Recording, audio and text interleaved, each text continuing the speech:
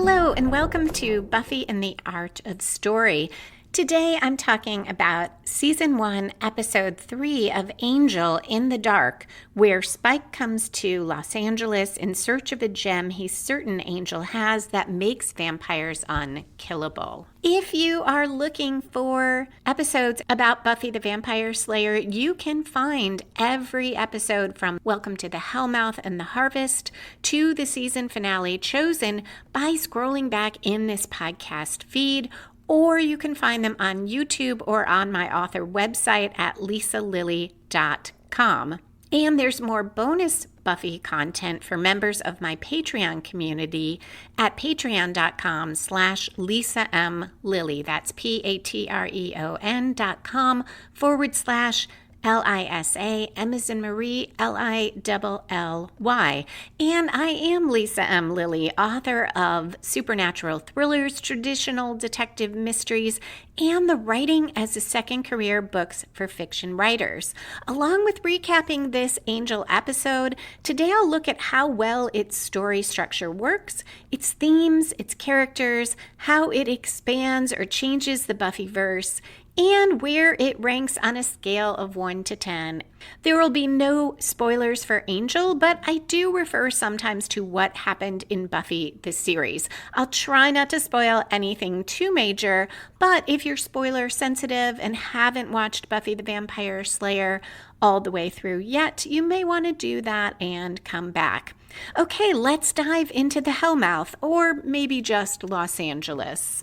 In the Dark aired the first time on October 19, 1999. It was written by Douglas Petrie and directed by Bruce Seth Green. A blonde woman runs through the alley at night. A guy, we find out is Lenny, catches up with her.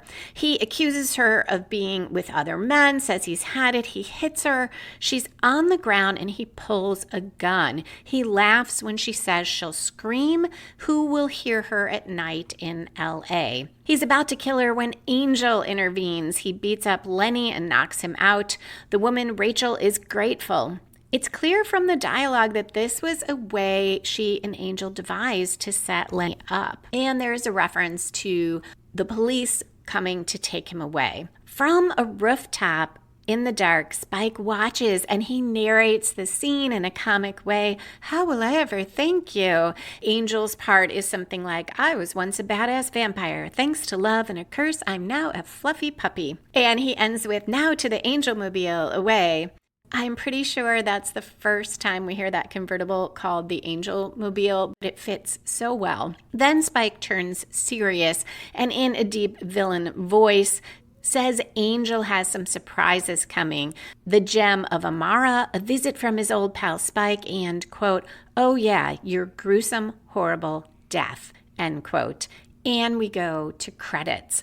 This quick first scene has some exposition. We know a little bit about Spike and a lot about Angel. It raises story questions too, such as what is the gem of Amara if you had not watched The Harsh Light of Day, the Buffy episode that aired right before Angel and was all about Spike getting the gem and then Buffy getting it away from him. If we did watch the Buffy episode, we still have questions, which is where is the gem now?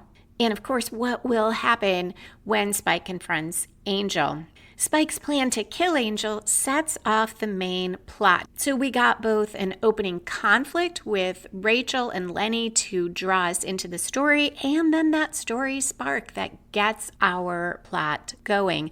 And here that is Spike versus Angel, and how Spike will get the ring. After the credits, Oz pulls his van up outside Angel Investigations at night, so we've got two crossover characters from Buffy. Inside, Cordelia is really excited about their first paying client, Rachel. She prints out an invoice, and that's what you see in the credit sequence. Doyle's a little less effusive. He explains to her an invoice is not the same as getting paid. In fact, you might never get paid, which Cordelia finds appalling. Doyle explains the tradition of defaulting and mentions he may have done that on occasion. Cordelia hugs Oz when he enters, calls him the embodiment of all things Sunnydale. She asks about the bronze, which he just says is the same, and the gang, who are good, and they're done with all their catching up. Cordelia introduces Doyle. She clarifies she's an actress. She just helps Angel between gigs. Angel is the detective. And Oz says, "Does he have a hat and gun?" Cordelia responds, "Just fangs." In Angel's apartment, Angel and Oz greet each other with very few words. Doyle asks if that's typical, and Oz tells him no, they're usually laconic. Angel recognizes the gem of Amara right away when Oz shows it to him, but he doesn't put the ring on. Doyle's surprised. He tells Cordelia it makes a vampire unkillable. Angel could even go out in the sunlight. Oz tells Angel Spike dug up Sunnydale to find it, and Buffy wanted Angel to have it. And Angel says, "And she sent you." Oz tells him he was coming to LA for a gig anyway, but Cordelia, probably making Angel feel bad, expresses surprise that Buffy didn't even send a personal message. Cordelia, Doyle, and Oz leave for a pub. Angel hangs back, and he goes alone into the sewer tunnels. He hides the ring behind a brick. The next morning, Cordelia gives Doyle aspirin for his hangover and recounts all his ridiculous behavior, including calling Oz Bam Bam all night. Angel does Tai Chi alone in his apartment until he's interrupted by a phone call.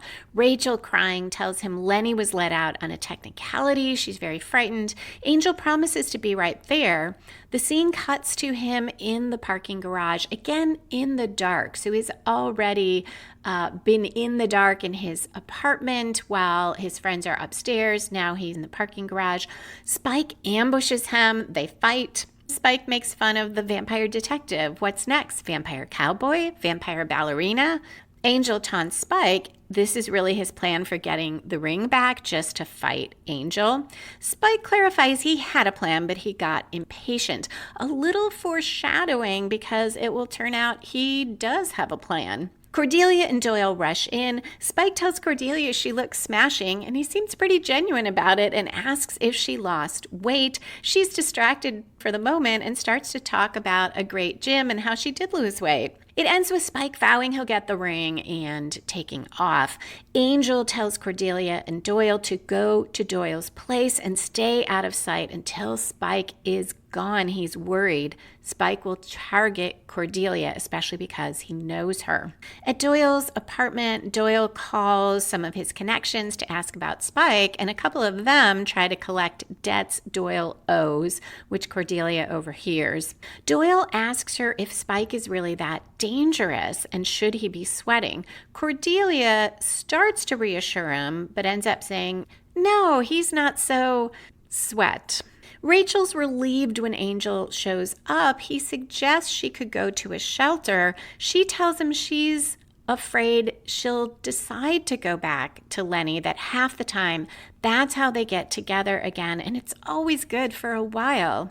Angel tells her she's at a crossroads. He reminds her Lenny nearly killed her this time and says she can take what seems like the easy way, going back to Lenny, or try the hard way and have a little faith in herself. Cordelia tells Doyle that Spike nearly killed Buffy a few times and that he killed 2 slayers. And she mentions Spike and Drew and an arm in a box, which is a really nice reference back to Buffy season 2. Doyle's a little confused about the arm in the box aspect.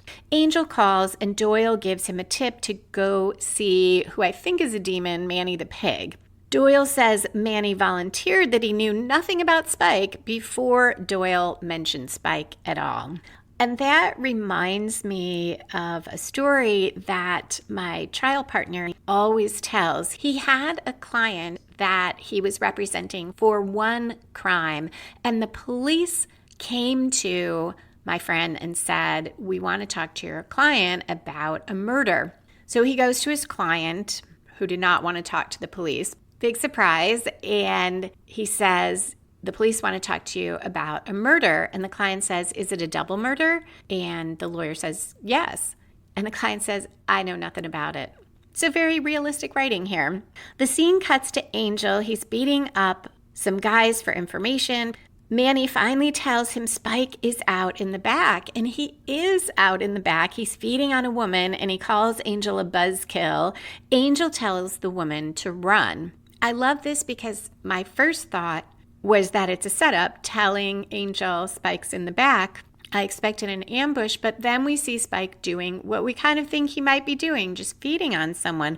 But now Spike runs, Angel pursues. It looks like he's cornered Spike in a dead end, and Angel tells Spike he never learns. Spike responds that he's slow, but eventually he catches on. And right at the midpoint of the episode, someone from behind Angel throws a chain around Angel's neck and yanks him to the ground. So this is that major reversal at the midpoint of the episode, because we go to a commercial, and when we come back, Angel is chained in a warehouse. He's standing, his arms straight up, chained to the ceiling.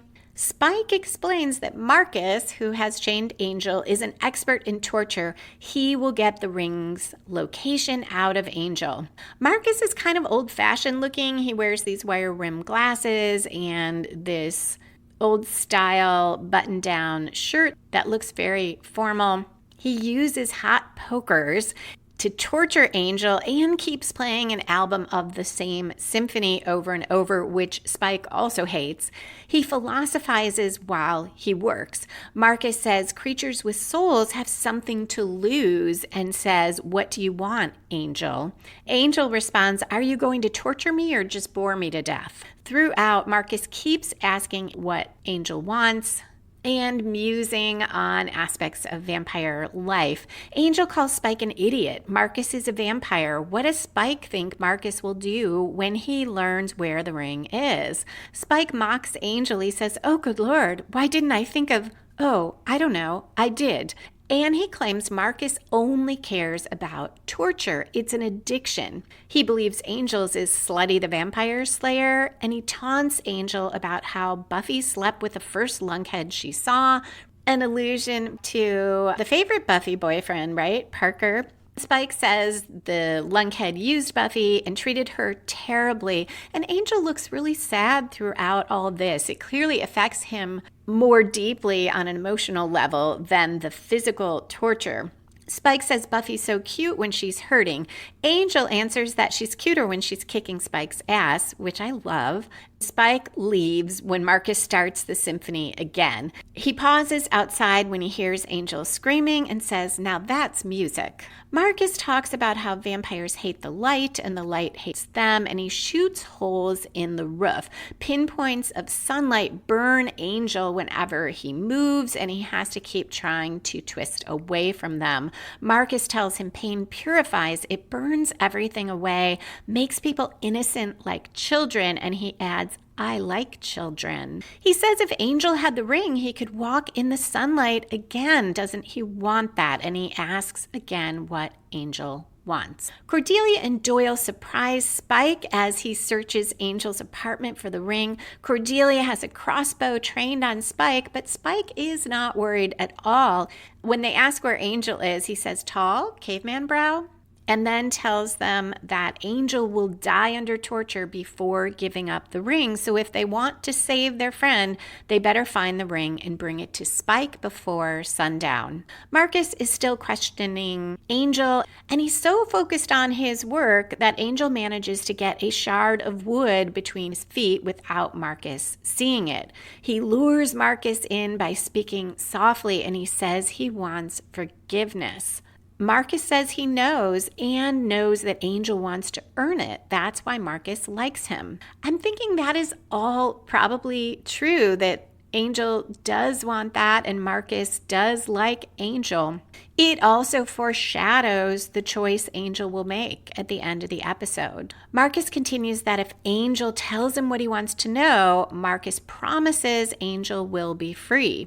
Angel in turn promises to kill Marcus, and he makes his move with the wood shard. He might have succeeded, but Spike intervenes. Then he joins in on the torturing. Cordelia and Doyle search the tunnels. Cordelia complains it's looking for a needle in a haystack, but while she's up ahead and can't see, Doyle lets the spiny things on his face shoot out because remember, he is half demon. He sniffs the air and he finds the loose brick and the ring. He tells Cordelia it's luck, looking human again. She's a little skeptical, but they agree they need a plan. They can't just give Spike the ring. The scene cuts to them meeting Spike. They demand to see Angel in one piece before they tell him where the ring is. He takes them to the warehouse. They see Angel chained, and then Spike laughs at them. Did they really think he'd let all of them leave? And Cordelia says, not really. Doyle holds up the ring for Spike to see, then tosses it across the room. Oz's van crashes into the warehouse. He holds a crossbow on Spike and Marcus, and Doyle and Cordelia get Angel into the van. Oz reverses, and the tires squeal as he races out. That was the 3/4 turn in the episode, the last major plot turn that takes the story in a new direction and raises the stakes. Actually, I'll take that back. That precipitates the turn. The turn is that Spike spins around the warehouse looking for the ring, and it is gone, and so is Marcus. So that is the big shift. It's now about getting the ring from Marcus, who we have seen is far more dangerous than Spike. Marcus walks into the sunlight on the boardwalk, looking so pleased to be there. Spike trashes the warehouse and rants out loud. He did the work, he dug for the ring, he fought the Slayer, and now he's getting royally screwed. He vows there will be no more partners. He's a lone wolf. And as he is pacing and ranting, he accidentally walks under those holes in the roof, and the sunlight hits him and his hair catches fire.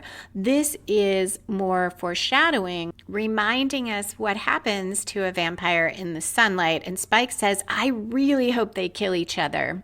Angel is in terrible shape in the back of the van. The other three debate taking him to the hospital, but Oz points out that they all tend to specialize in humans. Angel insists they turn around. He has to go after Marcus. They protest that it's sunny out and he doesn't have the ring and he is badly injured, but Angel says he's got a thing for children. On the boardwalk, Marcus walks toward a group of kids and says, hello, boys and girls. The van races in and runs into Marcus. Cordelia gets out. She shoots Marcus with a crossbow, and then she leads the kids away. Now Doyle attacks, but Marcus pretty easily repels him. Inside the van, Oz asks Angel if he's sure. Angel is. He races out of the van. He catches fire in the sun, but he barrels into Marcus, and the momentum takes them both over the edge and into the ocean. We're now at the climax, that moment when the opposing forces have their final confrontation and resolve the conflict.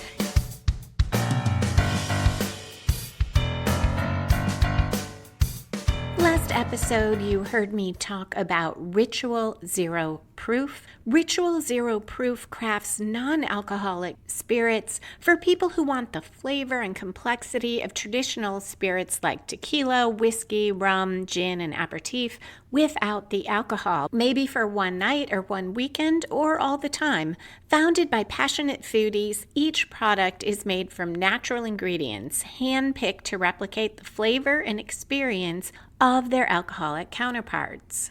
Because you are a listener of Buffy and the Art of Story, I get to offer you the best price you can get on Ritual Zero Proof. Go to ritualzeroproof.com and use the promo code BuffyStory, all one word, at checkout. You'll get 16% off any product. I earn a commission when you use that code, and you get the best price. Remember, ritualzeroproof.com and enter Buffy Story at checkout.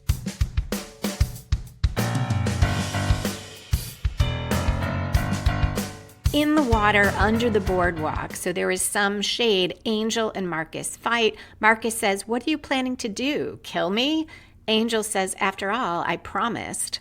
There's more fighting. Eventually, Angel, despite being so injured himself, stakes Marcus with a giant plank, pinning him to one of the beams supporting the boardwalk. Then he yanks the ring off his finger. Much as Buffy yanked the ring from Spike's finger, the beam is partially in sunlight and Marcus burns up. Angel puts on the ring, goes up above into the sunlight, and his face just shows how amazing this feels to him. We're now in the falling action part of the story, where we tie up loose ends and sometimes resolve subplots and weave in a few things to take us to the next episode or move series arcs. Oz comments on how very pale Angel is. Angel walks a bit alone in the sun. We cut to the late evening. Angel's up on the roof watching the sunset, drinking it in, and he tells Doyle it's been about 200 years since he was outside to see one. Doyle reassures him there'll be another tomorrow, but Angel says not for him. He is not going to wear the ring. Doyle accuses him of being addicted to the brooding part of life and says the ring was Angel's redemption, but Angel rejects that idea. The ring just looked like it was redemption. Angel did a lot of damage in his day. Doyle thinks Angel is punishing himself, and he adds, think of all the daytime people Angel could help. But Angel thinks they have enough help. The world is made for them. If Angel joins them in the day, he might not see all the people in the dark who need help. Doyle jokes, who'd look out for all the insomniacs? Angel adds that he was brought back for a reason. And this alludes to Amends, the episode in Buffy that was so Angel-centric. I commented at the time that it was a sort of pilot episode for Angel, the series, where Angel grapples with feeling that he is not a good man, whether the world would be better if he had not been brought back into it, and whether he poses more danger to the world by being there and to Buffy. But this time, Angel is making a choice where Amends resolved with fate, in a way, stepping in by ensuring that the sun would not shine that day and Angel could not step into the sunlight and end his life. As the sun drops down, the sky darkens, Angel smashes the ring. Doyle tells him Rachel called. She said to tell Angel she found faith. Angel, in a bit lighter mood now, tells Doyle he had a pretty nice day, except when being tortured to death, and the episode ends as he and Doyle banter. There is a lot that works well in the plot. The exposition is woven in fun ways, like with Spike narrating Angel's and Rachel's dialogue in the alley. There's good use of foreshadowing, both of plot elements like what happens to vampires in the sun or what the ring can do, and the emotional side of Angel's deep desire for forgiveness and redemption. The plot structure is pretty strong. You might have noticed, if you are a longtime listener, I did not comment on a first major plot turn. That's the one I think of as the one-quarter turn. It should come from outside the protagonist and take the story in a new direction.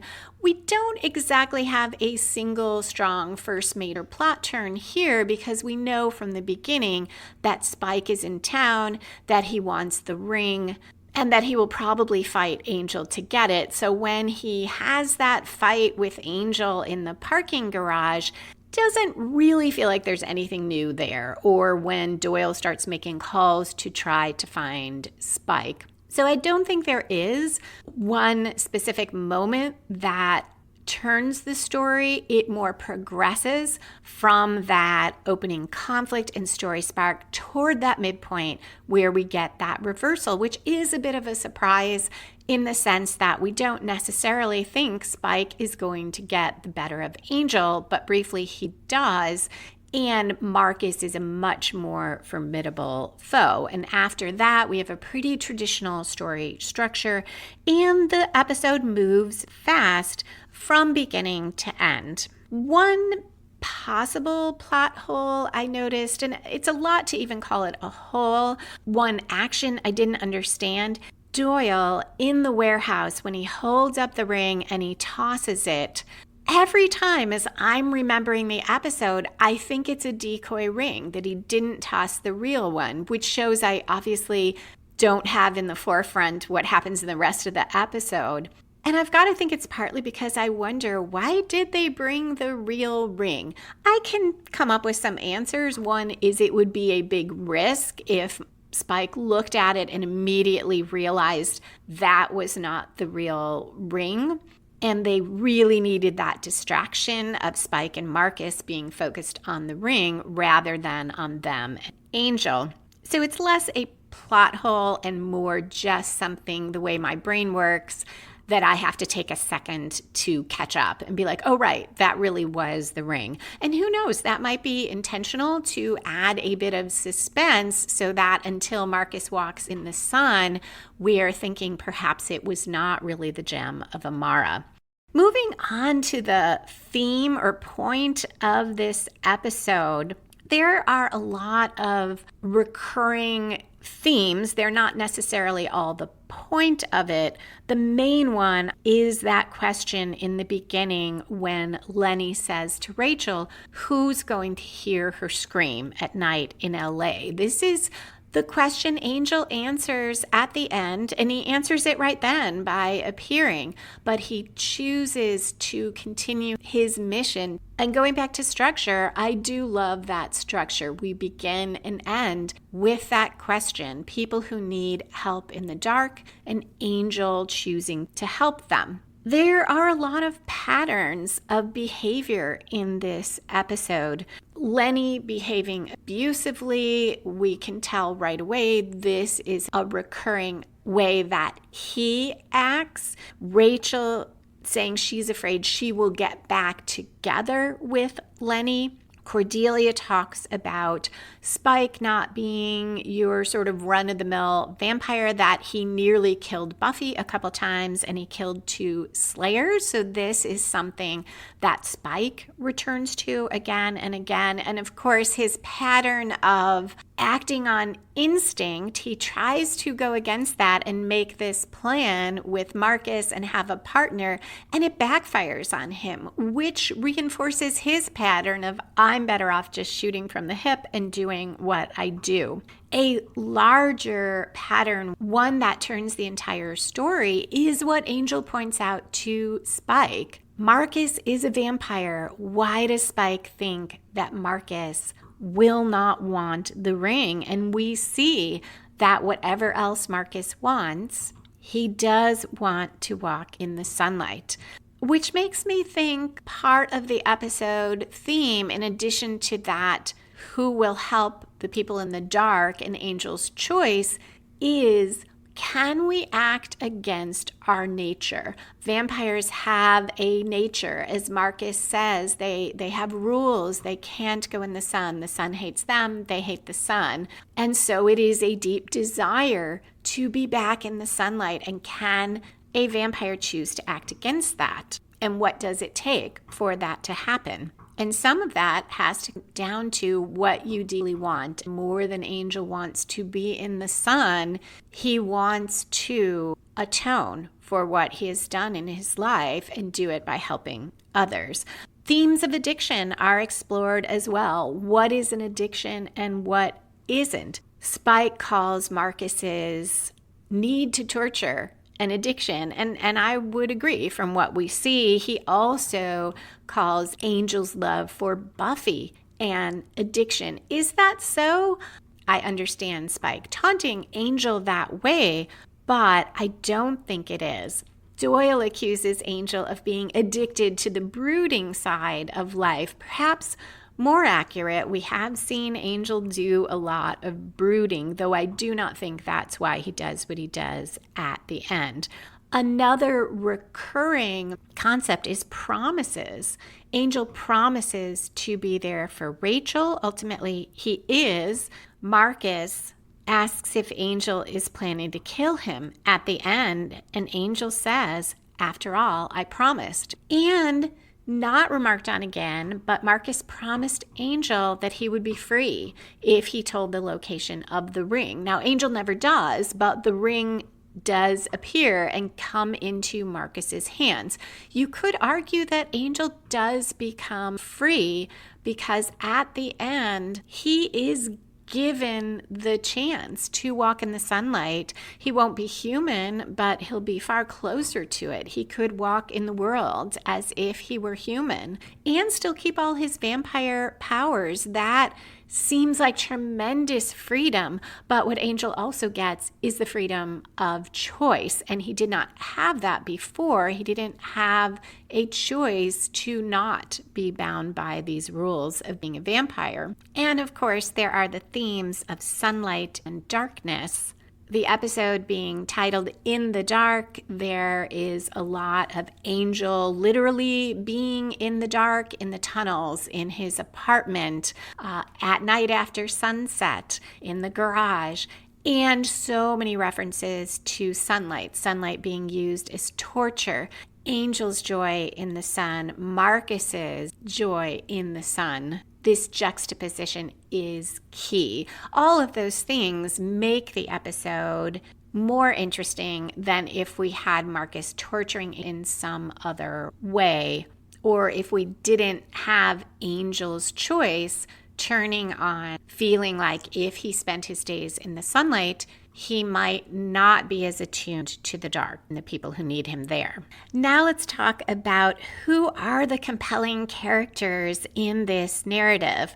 Rachel is an interesting character. She does experience some growth, though we don't go with her for that journey. She's wanting to free herself from Lenny, so she has already made an important commitment to do that.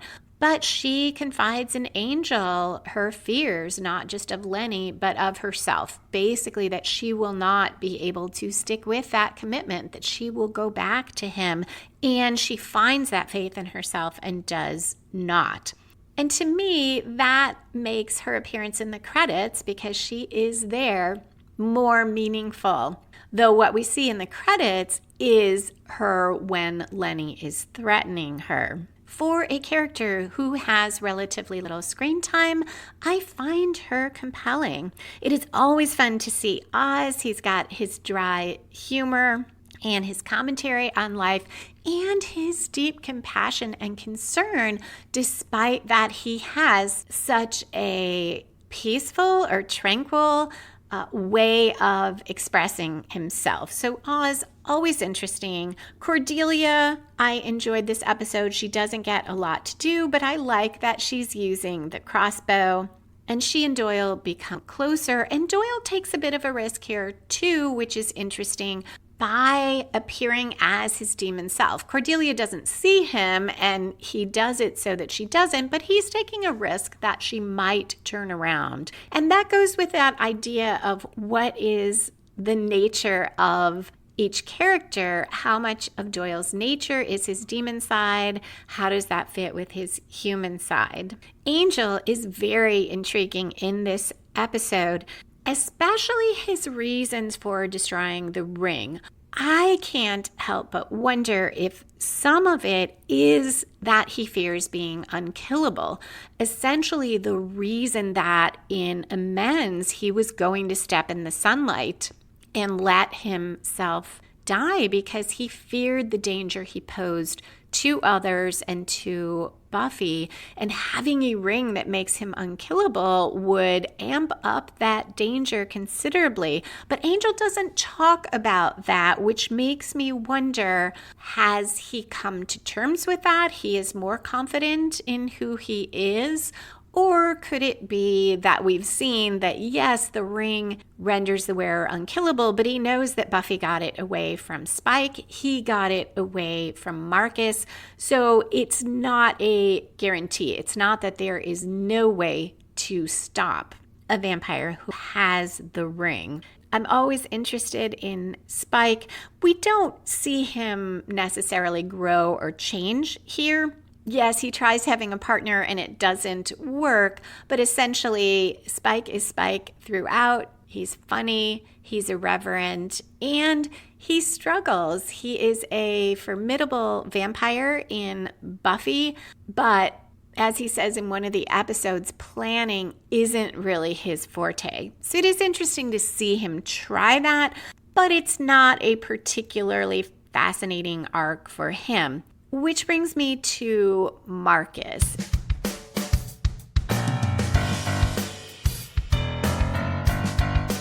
If you enjoy supernatural thrillers, you can check out the first book in my 4-book Awakening Supernatural Thriller series free. Just go to lisalilly.com/free. That's LISALILLY.com/free. And you will see where to download the first book on all the various platforms on which you might read. And if you like traditional detective novels, you can also get a free novella in my QC Davis crime novel / mystery series. You can sign up to get that novella at lisalilly.com/free as well.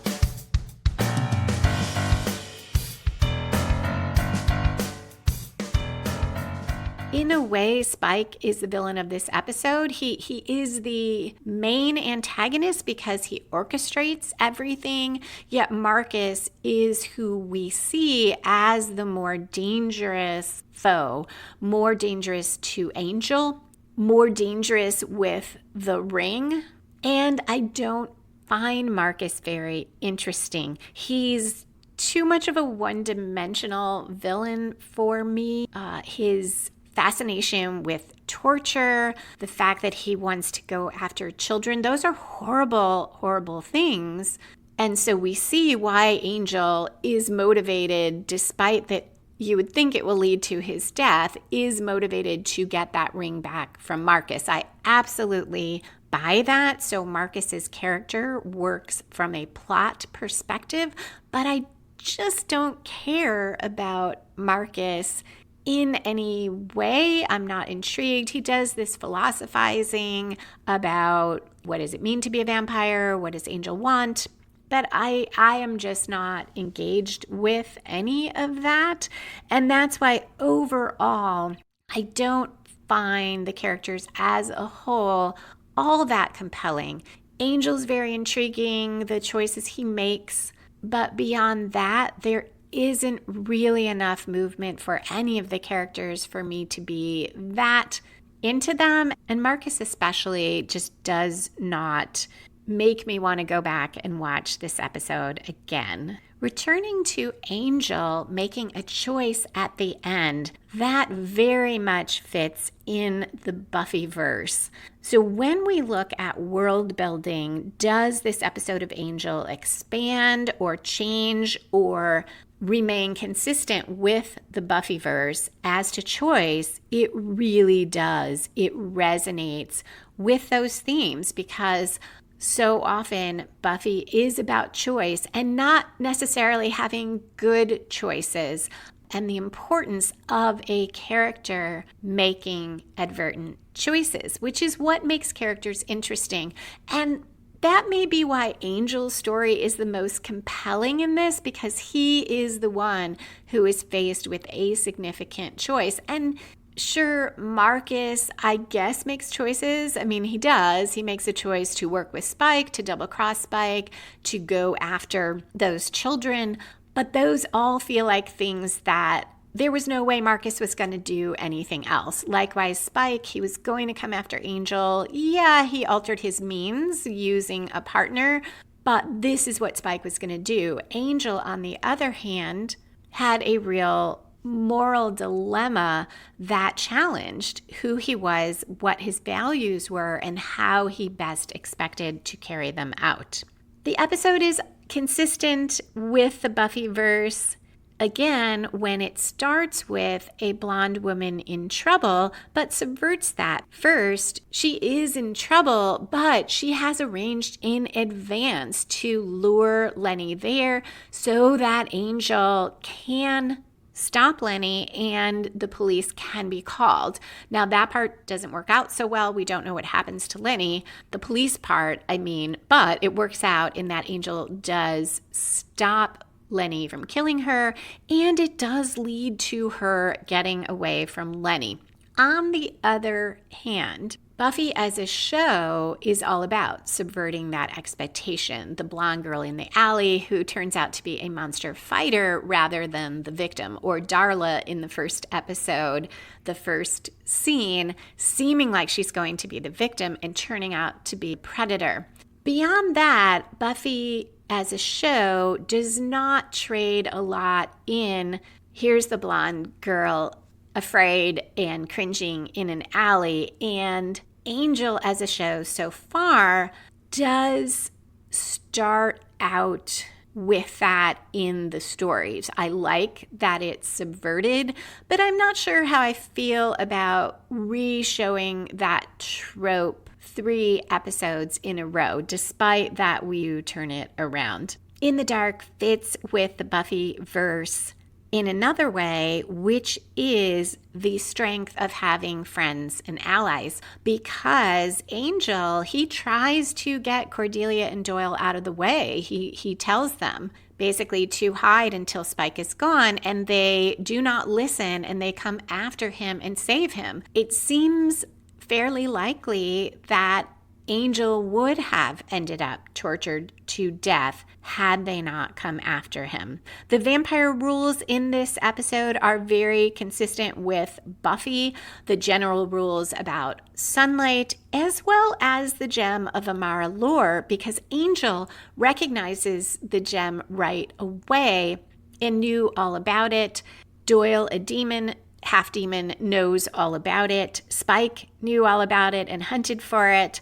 But Buffy did not know what it was. She had never heard of it. And Giles had questions about whether it was real or a legend. So that is consistent. Though minor inconsistencies, Spike had no idea what the gem looked like. He found it almost by accident when he staked Harmony, who had put it on, without knowing what it was. Another part is very consistent with the Buffyverse, but very subtle, and I did not notice it until this rewatching. Oz driving in with the van into the warehouse, holding that crossbow on Spike, so fits with the alternate universe in The Wish, where Oz is one of the White Hats, and they drive up in the van and they save Cordelia from Willow. I don't know if that was intentional, but I love that callback. One difference from Buffy the series is that invoice that Cordelia holds up with such glee, the fact that Angel will charge at least some of the time for his services. Very different model than Buffy, who has this sacred duty and would never think of charging people. I don't see that as inconsistent, though. I see that as expanding the Buffyverse, expanding to the idea that, yeah, Angel is going to help people because he's trying to atone. But as Cordelia said, sometimes they might help people who have money. They might do the kinds of jobs that they should charge for. Now that I've talked about these different aspects of the story, I come to my overall view of In the Dark and my rating of it. It does have a solid plot. As I mentioned, I like seeing Oz and Spike. Cordelia was great. Angel's dilemma is intriguing. But I didn't feel a whole lot of suspense, partly because this is the 3rd episode of Angel. It is pretty unlikely that they're going to make Angel unkillable and have him start walking around in the daytime. That would be an entirely different show. And while we know that Joss Whedon does like to subvert expectations, that just does not at all seem like what would happen. So I never felt a great deal of suspense watching this episode. And as I mentioned, I am not interested at all in Marcus. I am sure the intent of the writers was to achieve exactly what they did, to have this extreme villain who loves torturing people, who preys on children. It's not supposed to be a surprise to anyone but Spike that Marcus double-crosses him, But for all those reasons, I'm just not that interested in him. Spike is a far more layered villain. I enjoy his part of the story, but despite being the antagonist, he feels more like a side character. I suspect I liked this episode better the very first time I saw it because it goes into Angel's psyche, his philosophy, what he really wants, what the show is about. So I probably found that part of it a lot more intriguing on first watch. Coming back to it doesn't have the same effect because I've watched all of Angel and seeing how all these aspects of Angel's character and viewpoint play out. So it isn't that interesting to see Angel go through this. Overall, on a scale of 1 to 10, and remember, 10 is the best where I put my favorite Buffy episodes, and 1 is the worst, below my least favorite Buffy episodes, like Where the Wild Things Are. And that was the one where Buffy and Riley are having sex the entire episode and they're trapped in that kind of haunted house sort of fraternity. That would be 3.5 or so. On that scale, I put In the Dark at a 5.5. If you think differently, I would love to hear about it. I would love to know what you really enjoyed about the episode, or if you agree with me. Either way, feel free to email me and let me know. I always love to hear from listeners. You can email at buffystorypod@gmail.com. You can comment on YouTube or the Buffy in the Art of Facebook page, or on Patreon, where each episode is also posted. Speaking of Patreon, if you enjoy Buffy in the Art of Story and you want more content, including the latest bonus episode about re-watching Welcome to the Hellmouth and the Harvest after watching all of season 7 and all of Buffy, you can join the Patreon community at patreon.com/LisaMLilly. For less than the price of a cup of coffee a month, you can get all the bonuses plus a free digital copy of Buffy in the Art of Story Season 1. If you want to just sign up for free and follow the show, you can do that. And there are some bonuses that are available to patrons who follow for free as well. Thank you to the patrons who already support the podcast and to all of you for listening. Come back in 2 weeks for Season 1, Episode 4, I Fall to Pieces, where Angel Investigations tries to help a woman being stalked by a surgeon who seems to know and see everything about her. You can find back episodes of Buffy in the Art of Story, as well as the Buffy in the Art of Story books and all my fiction at lisalilly.com. To support the podcast, hear extra bonus content, and get each regular episode a few days early, join the Patreon community at patreon.com/LisaMLilly. Music for this episode was written and performed by Robert Newcastle. Buffy in the Art of Story is a production of Spiny Woman LLC. Copyright 2025. All rights reserved.